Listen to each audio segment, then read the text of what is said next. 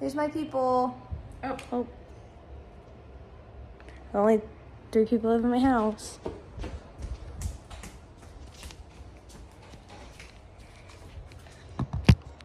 Okay. Has anyone here done a competitive sport and lost so many members of the team that you didn't know how you'd be able to compete next year? That was me going to my senior year of cheer. When the class above me graduated, it took them half of my cheer team. When you lose half of a team, you lose a lot of experience, and in our case, the majority of the team's talent, which made me believe that my senior season of cheer would be the worst cheer season that I had yet. I was one of 2 seniors that cheered all 4 years of high school. It was going to be hard, but I knew I only had one choice, and that was to have a good attitude and to step up and to be a good leader. Regardless of how the season was going to end up, we had to get summer practices started, so we went ahead and did that. There are 2 things that I noticed that were different about this team versus all the other high school teams that I had been on.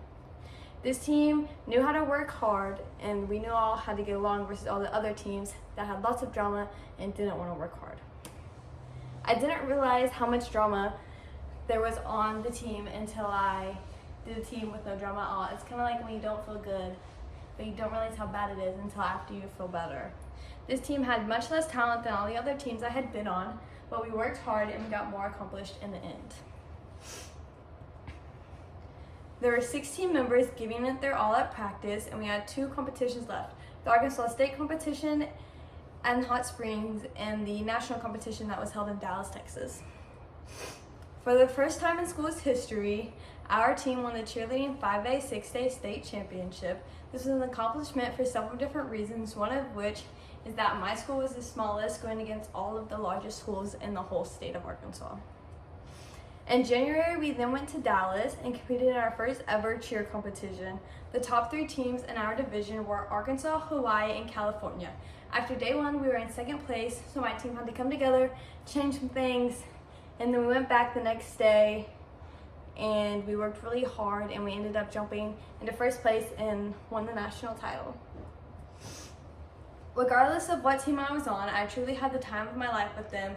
Winning was always fun, of course, but being in cheer brought me friends that I now get to call family, so I am forever grateful for that.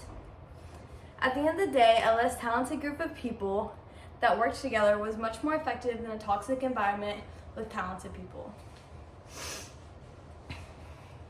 And with the lessons that I learned with this, I learned that you can never judge a book by its cover, because if you would have asked me what team I would have thought would be better, I 100% would have said my first 3 teams compared to my last, because they are all way more experienced. My senior year team had over half new people, and so I didn't think it was going to end up well, but my intentions soon changed when I saw how hard we worked. The difference between the 2 teams was the drive and want that my senior year team had versus all the teams that didn't care. The next lesson that I learned was hard work meets talent when talent doesn't work. The 2023 cheer team was clearly the less talented team, but they not only worked hard, but we worked hard together and accomplished more than any other season that I had had throughout my high school career. I learned to never give up, and I know that really sounds cliche, but it's very important, not only in sports, but in life. A toxic environment makes things twice as hard, and that's the last lesson that I learned. Both teams had challenges. One team could work together but lacked skills. The other team had all the skills but didn't know how to work together.